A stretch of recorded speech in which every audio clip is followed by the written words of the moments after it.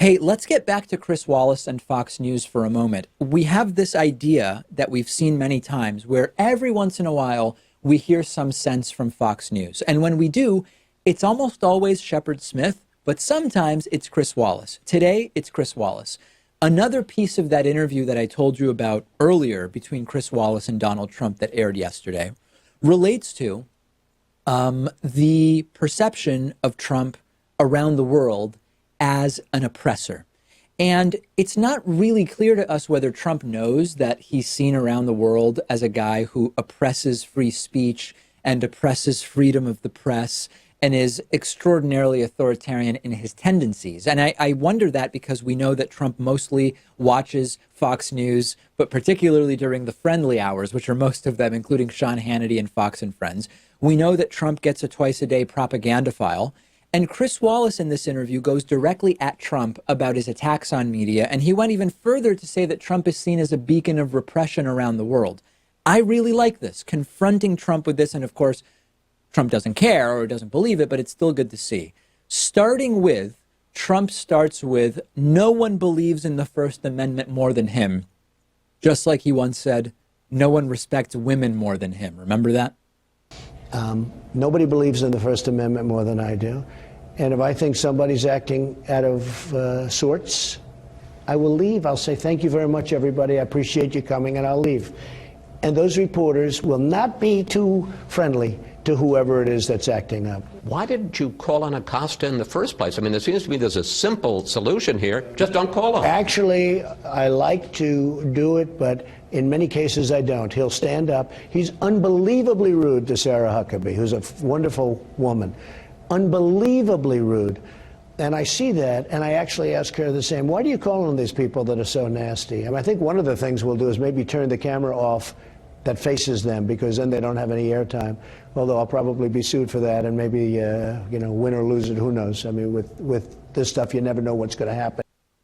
Yeah, okay. So then we get into the real meat of it. And here Trump also says that his supporters are just so smart, such smart people. Let's get to the bigger issue. In 2017, last year, you tweeted this, and I want to quote it accurately. The fake news media is not my enemy. It is the enemy of the American people. It's true, 100%. Not the media. I'm glad you're finally quoting it correctly, because they like to leave the fake news. Okay, out. but that's what you said. The fake news. So but the people that are supporting me in particular, they're very smart people. They're hardworking, brilliant, great people.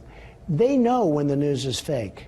And they get angry when they see all of the fakeness. Frankly, the networks. There have been people who've been critical of other presidents. No president has liked his press coverage.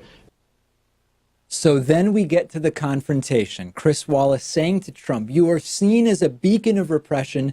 Pay close attention to what Donald Trump says. Sir, leaders in authoritarian countries like Russia, China, Venezuela, now repress the media using your words. I can't talk for other people. I can only talk for me. I will tell you. But you're seen around the world as a beacon for repression, not for... I'm not talking about you, but you sometimes maybe, but I'm not talking about you. The news about me is largely phony. It's false. Even sometimes they'll say, sources say. There is no source in many cases. In many cases there is. I understand you don't like your coverage. No. Can I just bring the bigger 94% Can I bring the bigger issue up? Yeah. Bill McRaven, retired admiral, Navy SEAL, 37 years, former head of U.S. Special Operations. Hillary Clinton fan. Special Operations. Excuse me, Hillary Clinton fan. Who led the operations, commanded the operations that took down Saddam Hussein and that killed Osama bin Laden, says that your sentiment is the greatest threat to democracy in his lifetime. He's a Hillary Clinton backer and an Obama backer. And frankly, he was a Navy SEAL. Wouldn't it have been nice if we got Osama bin Laden a lot sooner than that? And there it is, the leader of the raid to get bin Laden and Saddam. You could be against doing those things, but this is no bleeding heart liberal. And Trump immediately discredits him and says, why didn't we get bin Laden sooner? As if that would even have been up to this particular member of the military. And there's a good thing that Chris Wallace does here. He doesn't concede when Trump says that the news is fake. Trump keeps repeating that. Chris Wallace says, I understand you don't like the coverage. He doesn't even concede or appear to concede that. And Trump does sort of appear to keep his cool, but he was not at all pleased with this exchange at all. And the real reason that this is so damaging to Trump is that, first of all, it's on Fox News. Yes, the Fox News audience is already calling for Chris Wallace to be fired, like they do with Shep Smith every time he tells the truth. But this is removing the idea that Trump is in this for anybody but himself. His inability to accept criticism, the way he reacts to every question that's remotely critical, is to attack other people. Jim Acosta, says Chris Wallace, Acosta's a lying, terrible fake news reporter who's rude to me, Trump says, which is not an argument. The guy who got bin Laden, that's a Hillary Clinton backer, and why didn't he get bin Laden any sooner? The world sees you as a beacon of repression, even our most decorated military. Well, those people don't know what they're talking about because they backed Hillary. You are seeing the unraveling of a very unwell person, someone with, yes, serious personality disorders, but it's really important not to mistake confidence for competence. Trump has maintained support to the degree that he has from his followers, not because of competence, but because his confidence, his ability to sound confident every time he opens his mouth when he's asked critical questions, is what appeals to his supporters, even though when you actually listen to the words, you realize that there's no competence whatsoever.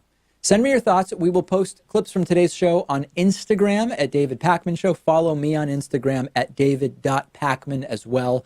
Quick break, back after this.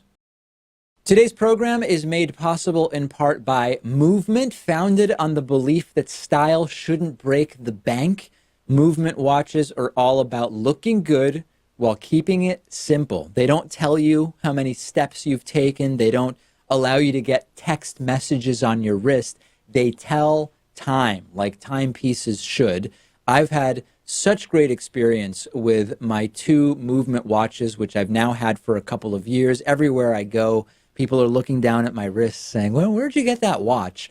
And they start at just $95. Meanwhile, you'd be looking at $400 to $500 for the same quality from a traditional brand. No wonder that Movement has sold almost 2 million watches in more than 160 countries. If you need some help giving the perfect gift this season but don't know where to start, I highly recommend you check out what the guys over at Movement have. They did all the hard work by curating their favorite styles into really great gift boxes and packages so that you wouldn't have to. You can get 15% off today with free shipping, free returns by going to mvmt.com/Pakman. They're launching new styles on their website all the time, including a lot of really good ones. Check out their latest at mvmt.com/Pakman. That is mvmt.com/PAKMAN. Join the movement.